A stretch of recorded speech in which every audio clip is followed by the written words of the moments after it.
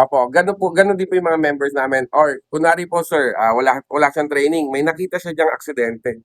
Pero dahil meron siyang radyo, he can call the group or he can call kung connected siya sa barangay or sa ano. So, mas mabilis po yung response natin. Oo, kasi di dapat ginagalaw yung leg hanggat walang brace eh. Yes po, yes po.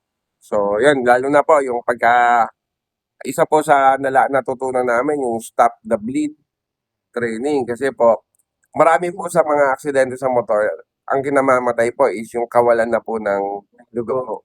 Kasi po, wala pong marunong mag-stop the bleed, tourniquet, yung ano, kung paano po gagawin yung stop the bleed.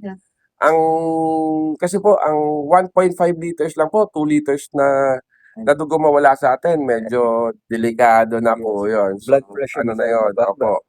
Delikado na po yun. Lalo na po, ang mga tama po minsan po sa mga motor is yung dito po, sa legs natin. Andyan po yung pinakamaraming dugo natin. Femoral dito. artery, oh. Yes po, andito po yung pinakamaraming dugo. Once po na-cut yun dito at hindi mo agad na tourniquet, Na-bleed out yan within dito, minutes, opo, no? sobra po. So, ayun po, yun po yung training na yun para sa akin na napaka-importante po.